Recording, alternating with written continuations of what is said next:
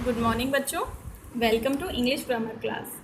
आज की क्लास में हम स्टार्ट करेंगे चैप्टर 3 और चैप्टर 3 में हम सीखने वाले हैं फ्रेज़ क्या होते हैं। ऐसे तो हम पहले भी फ्रेज़ के बारे में कई बार बात कर चुके हैं, लेकिन ये जो चैप्टर है ये पूरा फ्रेज़ के बारे में है, तो फ्रेज़ को बहुत डिटेल में हमको सीखना है। तो आइए सीखना स्टार्ट करते हैं। देखिए, आपको ये मालूम है कि मैंने आपको 3 चीज़ें बताई हैं। एक होता है वर्ड, एक शब्द, एक होता है फ्रेज, ग्रुप ऑफ वर्ड्स, और एक होता है क्लॉज। ठीक, वर्ड से बड़ा क्या होता है? फ्रेज होता है, और फ्रेज से बड़ा क्या होता है? क्लॉज होता है। ठीक, शब्द, वर्ड का मतलब क्या होता है? शब्द होता है, और अगर हम 2-3 शब्दों को एक साथ जोड़कर लिख दें तो वो फ्रेज बन जाता है, और अगर उस फ्रेज में एक सब्जेक्ट डाल दें, एक वर्ब डाल दें, और वो एक सेंटेंस की तरह काम करे तो वो एक क्लॉज बन जाता है। ठीक है, तो फ्रेज क्या होते हैं? फ्रेज होते हैं group of related words without subject and verb. क्योंकि अगर सब्जेक्ट और वर्ब आ जाएगी, अगर सब्जेक्ट और वर्ब आ जाएगी तो क्या बन जाएगा? तो क्लॉज बन जाएगा। क्या बन जाएगा? क्लॉज बन जाएगा। तो फ्रेज क्या होते हैं? Group of related words. ऐसा नहीं कि कोई सा भी वर्ड कहीं से भी लाकर हमने जोड़ दिया और बोला कि ये फ्रेज हो गया। जैसे हमने बोला, हमने एक वर्ड लिख दिया मंकी, एक वर्ड लिख दिया मंकी, ठीक है, और मंकी के साथ हमने एक और वर्ड जोड़ दिया, हमने मंकी के साथ एक और वर्ड जोड़ दिया टाइगर। क्या जोड़ दिया? टाइगर जोड़ दिया। तो अब आप बोलो कि मैडम आपने बोला था कि ग्रुप ऑफ वर्ड्स जो होते हैं और रिलेटेड वर्ड्स जो होते हैं उन्हें फ्रेज कहते हैं, तो मंकी टाइगर एक फ्रेज है। No, it's wrong, it is not a phrase. Phrase नहीं है ये। फ्रेज का मतलब क्या है? ऐसे रिलेटेड वर्ड्स जिनको अगर आप सेंटेंस में यूज़ करो देन वो कोई मीनिंग दें आपको, है ना, वो आपको कोई मीनिंग दें, वो किसी की तरह वर्क करें, वो नाउन की तरह वर्क करें या वर्ब की तरह वर्क करें या एडजेक्टिव की तरह काम करें या एडवर्ब की तरह काम करें, प्रपोजिशन की तरह काम करें।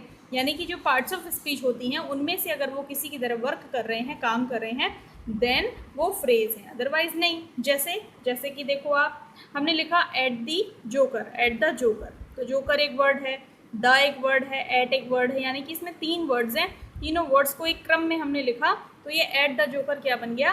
ये एक फ्रेज बन गया। क्या बन गया? फ्रेज बन गया। ठीक है, इसी तरह से देखो in the morning, in the morning भी एक फ्रेज बन गया। इन अ लाउड वॉइस फ्रेज बन गया, इसमें 4 वर्ड्स हैं। फ्रॉम फिरोजाबाद एक फ्रेज बन गया, इसमें 2 वर्ड है।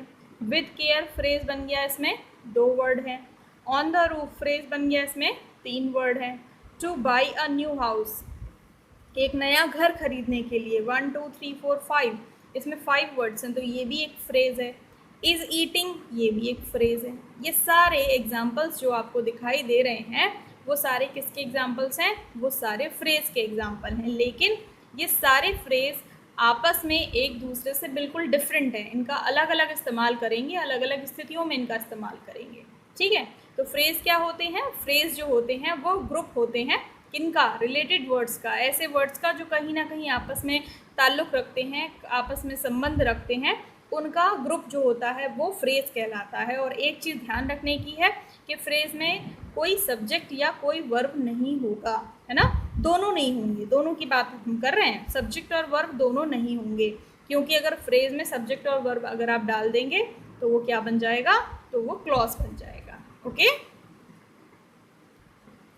चलिए moving on to next section of phrase, type of phrase. Phrase के कितने टाइप होते हैं? बहुत सारे टाइप यूँ तो हमने पढ़े हैं, आज हम एक साथ सारे टाइप्स को स्टडी करने वाले हैं। कौन कौन से टाइप होते हैं? देखिए, पहला है नाउन फ्रेज।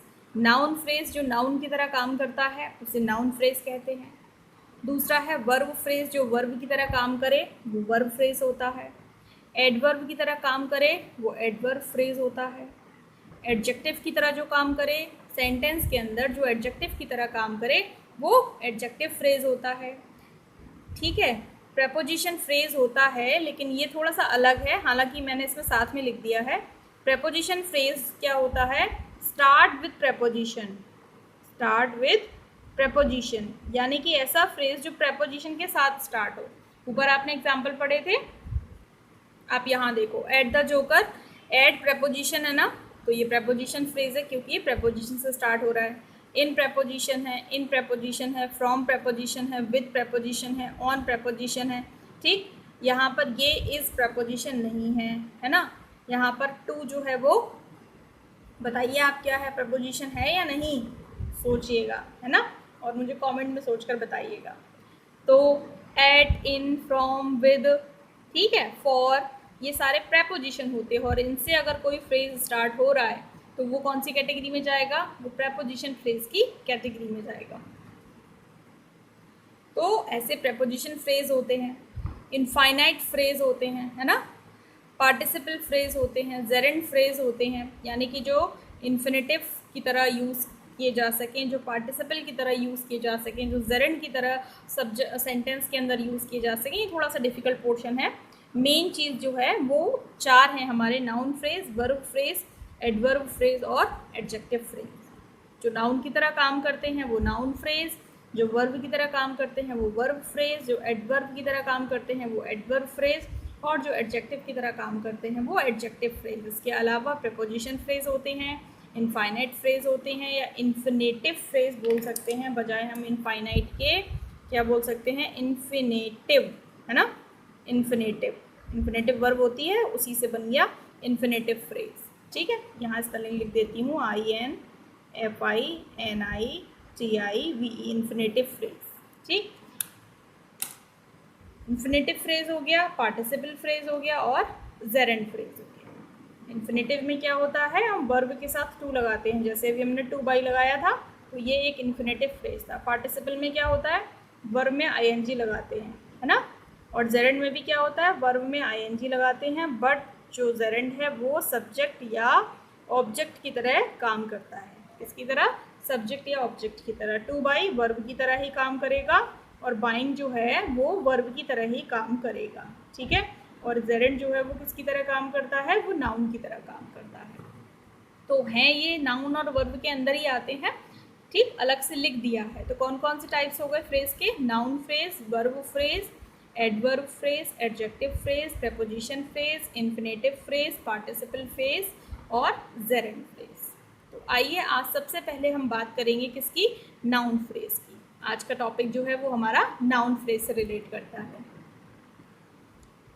हाँ जी बच्चों, तो देखिए noun phrase, noun phrase noun की तरह काम करेगा, ये हमने पता कर लिया है। तो देखिए, वर्क्स एज अ सब्जेक्ट या ऑब्जेक्ट। नाउन किसकी तरह काम करता है सेंटेंस में हमेशा, या तो वो सब्जेक्ट की तरह काम करता है या फिर वो ऑब्जेक्ट की तरह काम करता है। लाइकवाइज नाउन फ्रेज भी वैसे ही काम करेगा, वर्क्स एज अ सब्जेक्ट या फिर object.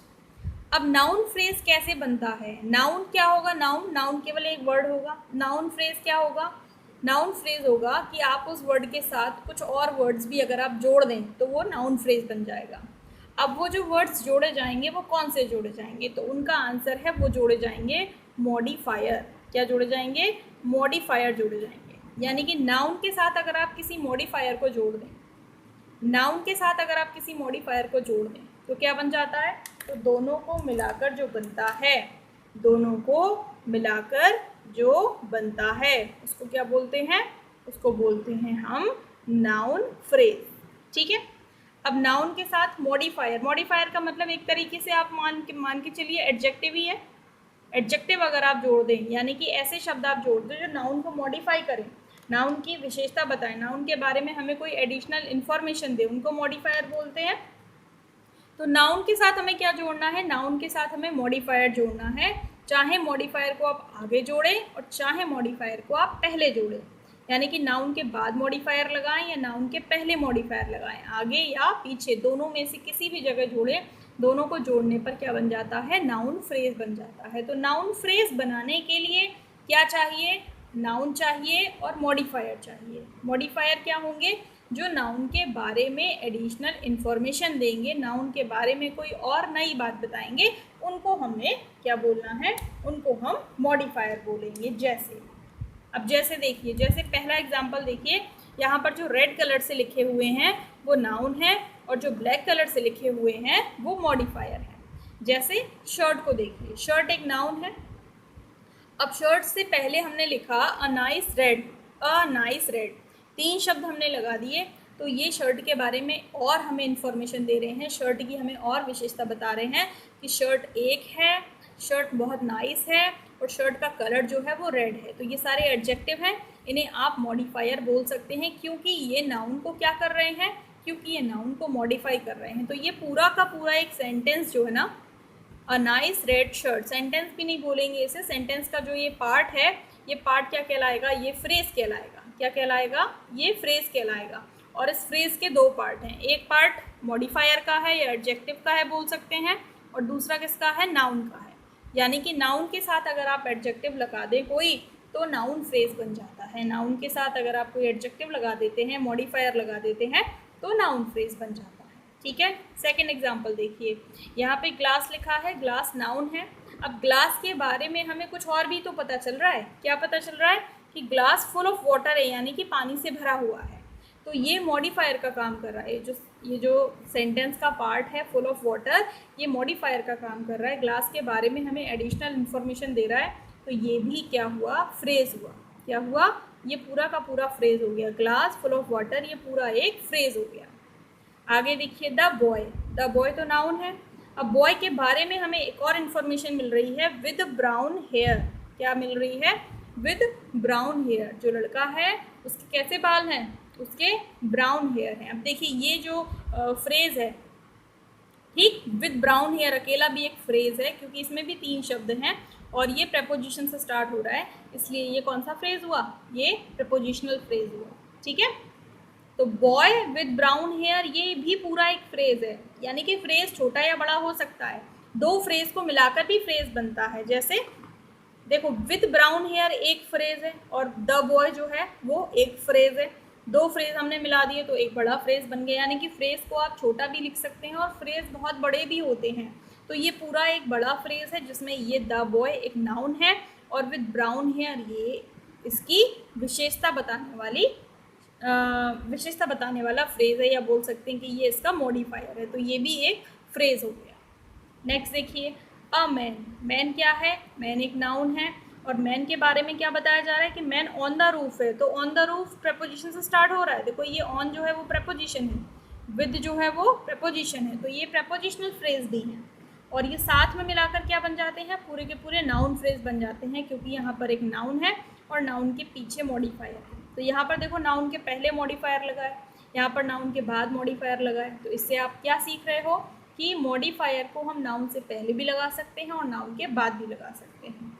The girl with green eyes, लड़की है एक और उसके बारे में अतिरिक्त जानकारी ये है कि उसकी हरी आंखें हैं। तो यहाँ पर विद से स्टार्ट हो रहा है, तो विद ग्रीन आइज ये पूरा का पूरा एक प्रपोजिशनल फ्रेज है ना, जो किसकी तरह काम कर रहा है, जो एडजेक्टिव की तरह काम कर रहा है क्योंकि वो गर्ल की विशेषता बता रहा है। क्या कर रहा है वो गर्ल की विशेषता बता रहा है। तो ये क्या हुआ, ये पूरा एक फ्रेज हुआ।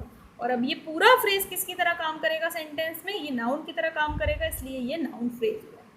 ठीक है, आगे देखिए, अ ब्यूटीफुल ड्रेस, ड्रेस एक छोटा सा नाउन है और ड्रेस से पहले एक छोटा सा मॉडिफायर लगा दिया, अ ब्यूटीफुल ड्रेस। अब ये पूरा अ ब्यूटीफुल ड्रेस एक नाउन फ्रेज है। ये कैसा फ्रेज है, ये एक नाउन फ्रेज है, सेंटेंस में ये नाउन की तरह काम करेगा।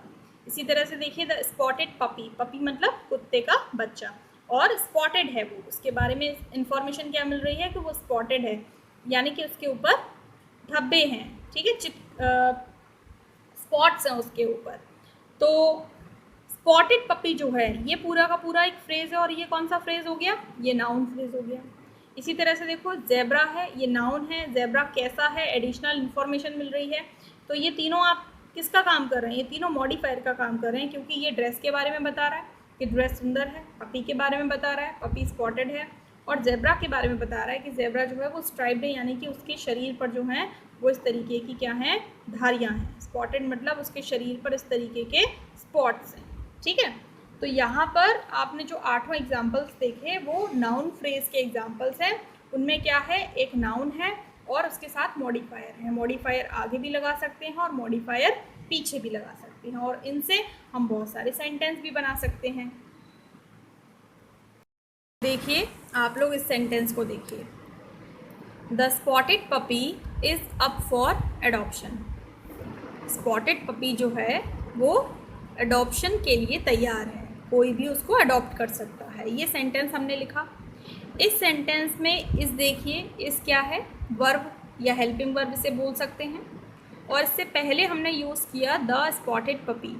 अब ये जो स्पॉटेड पपी है ये एक फ्रेज़ है। कौन सा फ्रेज़ है? नाउन फ्रेज़ है, बिकॉज ये किसकी तरह काम कर रहा है? ये एक सब्जेक्ट की तरह काम कर रहा है। और नाउन फ्रेज़ हमेशा किसकी तरह काम करते हैं? या तो सब्जेक्ट की तरह काम करते हैं या फिर ऑब्जेक्ट की तरह काम करते हैं। और बाकी सेंटेंस आगे का है। तो the spotted puppy is up for adoption.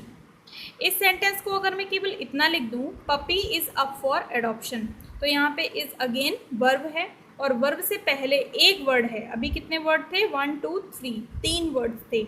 और अभी कितने वर्ड हैं? एक वर्ड है। तो ये एक वर्ड भी एक सब्जेक्ट की तरह काम कर रहा है, लेकिन अब ये यहाँ पर नाउन फ्रेज नहीं है, अब ये यहाँ पर नाउन है। तो ये नाउन और नाउन फ्रेज में एक बेसिक डिफरेंस है कि नाउन जो होगा वो एक सिंगल वर्ड होगा और जो नाउन फ्रेज होगा वो ग्रुप ऑफ रिलेटेड वर्ड्स होंगे। तो the spotted puppy noun phrase की तरह काम करेगा, नाउन फ्रेज है, सब्जेक्ट की तरह काम करेगा। और जो पपी है वो नाउन है। सिंगल वर्ड होगा तो नाउन होगा, और अगर सिंगल से ज़्यादा वर्ड होंगे तो फ्रेज होगा। फ्रेज में क्या होगा? एक नाउन होगा। देखिए नाउन तो है ही, पपी तो यहाँ पर है ही, और पपी को मॉडिफाई करते हुए कुछ और वर्ड्स हैं, जैसे कि द स्पॉटेड, ये पपी के बारे में एडिशनल इन्फॉर्मेशन दे रहे हैं, हमको पपी की विशेषता बता रहे हैं। ठीक है, एक सेंटेंस मैं यहाँ पर लिख रही हूँ, at the zoo I saw a striped zebra. यानी कि जू में हमने क्या देखा? जू में हमने एक स्ट्राइप्ड ज़ेब्रे को देखा। अब यहाँ पर ध्यान से देखिए, एट द जू ये भी एक फ्रेज़ है। कौन सा फ्रेज़ है? प्रेपोजिशनल फ्रेज़ है, क्योंकि किससे स्टार्ट हो रहा है? प्रेपोजिशन से स्टार्ट हो रहा है। ठीक है, आई सॉ, आई क्या है? नाउन है, मतलब सब्जेक्ट, प्रोनाउन है। क्या है? प्रोनाउन है, और सब्जेक्ट है, सब्जेक्ट की तरह काम कर रहा है तो सब्जेक्ट है। सॉ क्या है? सॉ हमारी मेन वर्ब है। और अब वर्ब के बाद देखिए, अ स्ट्राइप्ड जेब्रा, ये पूरा एक फ्रेज़ है। ठीक, वर्ब के बाद ये पूरा एक फ्रेज़ है। और ये कौन सा फ्रेज़ है? ये नाउन फ्रेज़ है। कौन सा फ्रेज़ है? ये नाउन फ्रेज़ है। किसकी तरह वर्क करेगा? ये ऑब्जेक्ट की तरह वर्क करेगा, क्योंकि ये वर्ब के बाद में आया है। तो सिंपल सी बात है, अगर वर्ब से पहले नाउन फ्रेज़ आएगा तो वो सब्जेक्ट की तरह काम करेगा, और अगर वो वर्ब के बाद आएगा तो वो किसकी तरह काम करेगा? तो वो ऑब्जेक्ट की तरह काम करेगा। तो अ स्ट्राइप्ड जेब्रा क्या है? एक नाउन फ्रेज़ है जो ऑब्जेक्ट की तरह काम कर रहा है।